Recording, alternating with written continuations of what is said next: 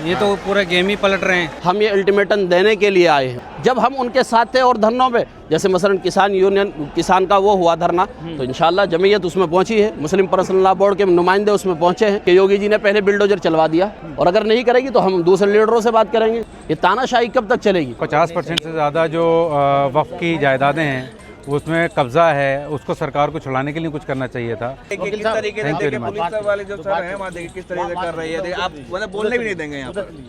खत्म हो गया नहीं सर। आप अरे वकील साहब है, क्या हो गया अगर बोले तो सर? वकील साहब कानून से बड़े हैं। कानून क्या है? प्रदर्शन धरना आपका टाइमिंग खत्म हो गया। धरना स्थल ही तो है। सॉरी, अब तो मीडिया कोई खत्म टाइमिंग हो मीडिया गया। कोई टाइमिंग होता है? दीजिए, आप टाइम उधर दीजिए। अरे सर आप प्रोटेस्ट यहाँ पे कर रहे हो तो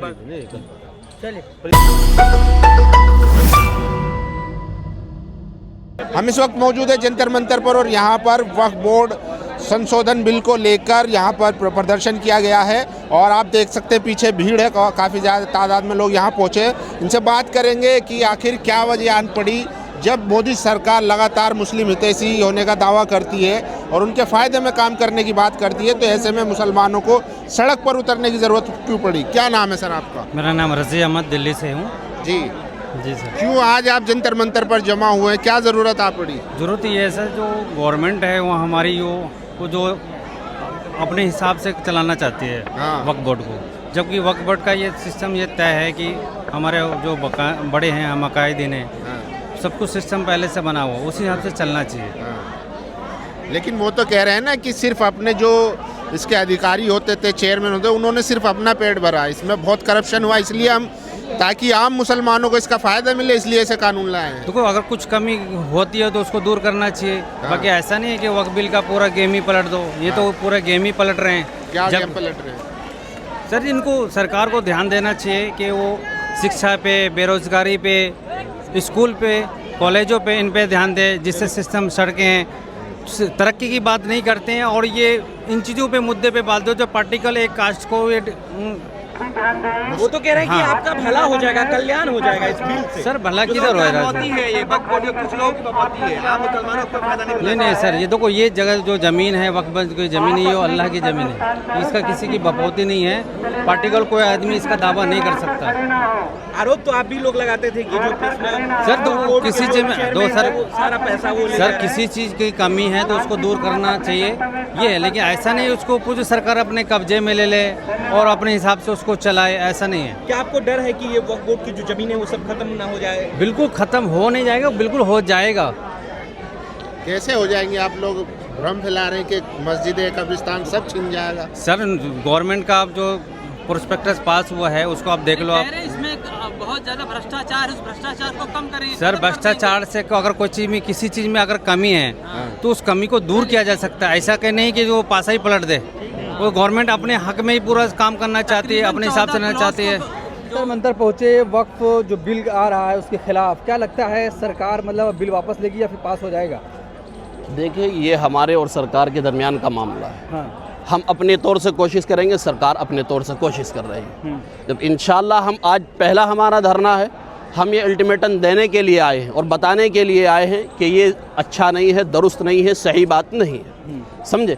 हम अपना हक लेने के लिए आए हैं। हमारे हक में कोई रद्दोबदल नहीं होना चाहिए, कोई गड़बड़ नहीं होना चाहिए। हम इसको बताने के लिए आए हैं, तो इससे इंशाल्लाह हम कोशिश करेंगे कि हमारे हक पर किसी की हक तलफी ना हो और किसी को परेशान ना किया जाए। जो हमारी प्रॉपर्टी है, वक्फ की प्रॉपर्टी है, वो वक्फ की ही रहनी चाहिए, सरकार के अंडर में बिल्कुल नहीं जानी चाहिए। तो क्या सब धर्मों का समर्थन मिल रहा है आपको? मिलेगा इंशाल्लाह। अभी तो रमज़ानुल मुबारक का महीना है, क्योंकि वक्त भी बहुत कम है, क्योंकि रमज़ानुल मुबारक में सुबह सहरी में उठना होता है, फिर इफ्तार का वक्त हो जाता है, समझे। तो आना जाना अभी थोड़ा कम है, तो इंशाल्लाह हम कोशिश करेंगे कि सिख जो समुदाय है इंशाल्लाह उससे बात करने की कोशिश करेंगे। जो हमारे हिंदू भाई हैं, संगठन है, इंशाल्लाह हम उनसे बात करने की कोशिश करेंगे। जब हम उनके साथ थे और धरनों पे, जैसे मसलन किसान यूनियन, किसान का वो हुआ धरना, तो इंशाल्लाह जमीयत उसमें पहुंची है, मुस्लिम पर्सनल लॉ बोर्ड के नुमाइंदे उसमें पहुंचे हैं, उसमें शिरकत की है। गांव-गांव से, हमारे गांव से सैकड़ों आए लोग, सैकड़ों गाड़ी आई, ट्रक आए, ट्रैक्टर आए। तो जब हम उनके साथ आ सकते हैं, वो क्या हमारे साथ नहीं आ सकते हैं? अगर सरकार तो बिल पास करा लेती है फिर क्या करेंगे, क्या रास्ता है? तो फिर सुप्रीम कोर्ट का जो है ना, हम दरवाज़ा खटखटाएंगे। है उम्मीद सुप्रीम कोर्ट? बिल्कुल, इंशाल्लाह उम्मीद क्यों नहीं है। अपनी हुकूमतों पे, अपने जो दारुल क़ज़ा होते हैं, इसको सुप्रीम कोर्ट कह लीजिए है, तो इन चीज़ पर ही तो दारो मदार होता है। जैसे आपने देखा कि योगी जी ने पहले बिल्डोजर चलवा दिया यूपी में, लेकिन फिर सुप्रीम कोर्ट ने क्या फैसला किया है कि इनके सबके तमाम के घर बनवा के दो। तो हमें उम्मीद है इंशाल्लाह ऐसी ही अच्छे काम की हमें उम्मीद है सुप्रीम कोर्ट से, और इंशाल्लाह उम्मीद यही है कि फैसला इंशाल्लाह हमारे हित और हमारे हक में भी हुआ था, लेकिन सरकार बात करने के लिए तैयार नहीं हुई। क्या लगता है इसमें आपसे बात करें? जब सीए प्रोटेस्ट हुआ तो आपने देखा कि लॉकडाउन लग गया, तो मजबूरी बन गई थी सरकार की भी और हमारी भी जाने की, समझे।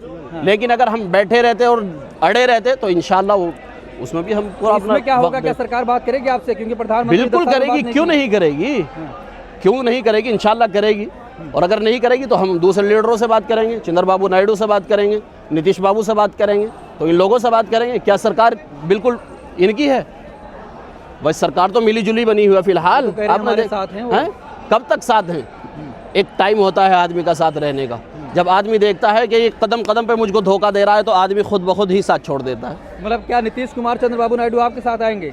आएंगे क्यों नहीं, उनसे पहले भी बात की गई है। हमारे मौलाना खालिक साहब ने, जो मुस्लिम पर्सनल लॉ बोर्ड के वो हैं, समझे।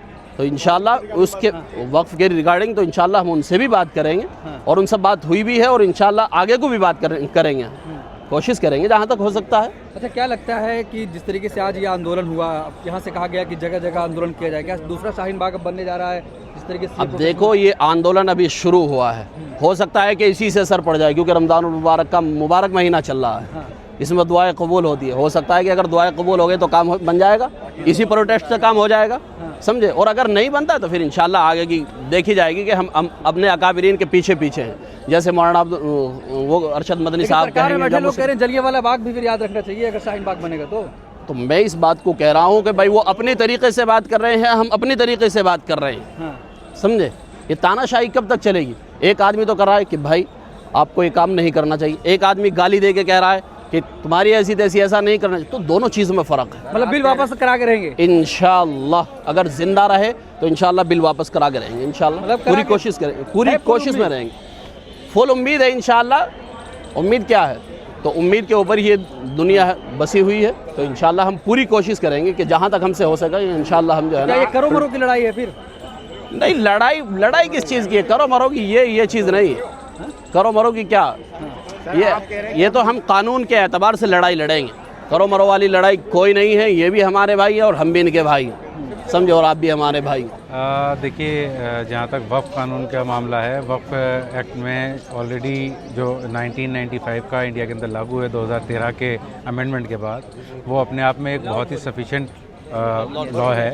उसके अंदर कोई नई अमेंडमेंट करने की कोई रिक्वायर्ड थी नहीं, उसमें कुछ बेटरमेंट किया जा सकता था तो वो किया जा सकता था, सिर्फ ओनली कि उसके जो ट्राइब्यूनल्स हैं, जैसे स्टेट्स में ट्राइब्यूनल्स नहीं बने हैं या दूसरी स्टेट्स के अंदर अभी तक इसके रूल्स और रेगुलेशंस नहीं बनाए गए हैं, उन स्टेट्स के अंदर रूल्स एंड रेगुलेशंस बनाने के लिए कुछ काम होना चाहिए था।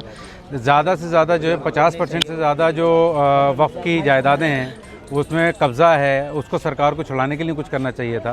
सरकार कहती है कि हम 2 महिलाओं को इसके अंदर रिज़र्व कर रहे हैं, जबकि ऑलरेडी पुराने बिल के अंदर ऑलरेडी 2 लेडीज़ से कम 2 लेडीज़ का प्रोविज़न था और उससे ज़्यादा लेडीज़ का प्रोविज़न जो है हो सकता था। लेकिन उसके बाद जो अब नया अमेंडमेंट बिल आया है उसके अंदर बल्कि 2 लेडीज़ की को कम्प्लीटली तौर पर बाहर कर दिया गया कि 2 लेडीज़ से ज़्यादा हो ही नहीं सकते हैं उसके अंदर। तो ये एक तरह की बहुत सारी कमियां हैं इस बिल के अंदर, और जो हम समझते हैं कि जो मंशा है कि जो सीओ और वक्फ एक्ट से ज़मीनों को बाहर निकाल करके और कलेक्टरी निज़ाम के अंदर लेकर आना, ये बिल्कुल अंग्रेज़ी हुकूमत के अंदर जैसे कलेक्टरी निज़ाम था उसी तरीके से इन प्रॉपर्टीज़ को अंडर लाना। कहा जा रहा है कि एक खानदान, एक परिवार का वर्चस्व है वक्फ बोर्ड पे, एक ही परिवार इसको मैनेज कर रहा है, आम मुसलमान कहाँ कुछ कर रहे हैं? देखिए, जहाँ तक कानूनी बात है, क्योंकि हम एक वकील हैं तो हम उसमें सिर्फ कानूनी बात बताएंगे कि देखिए, अगर कोई कहीं पर कोई कब्ज़ा कर रहा है तो आपके उसके लिए इंडिया में लॉ हैं, आप उसके अकॉर्डिंग उनके अगेंस्ट वो FIR कराइए। और वक्फ का जो CEO होता है वो खुद ADM लेवल का एक ऑफिसर होते हैं, और ADM लेवल के अगर ऑफिसर इस मामले में वो कर रहे हैं तो आप जो है वक्फ बोर्ड जो चेयरमैन होते हैं वो मोस्टली पार्टीज़ के जो है वो MLAs होते हैं, तो चेयरमैन्स वगैरह के अगर किसी से कोई गलती है तो आप उसमें FIR कराइए, और मुतवल्ली के ऊपर भी आप जो है गवर्नमेंट ऑफिसर की तरह आप FIR करा सकते हैं।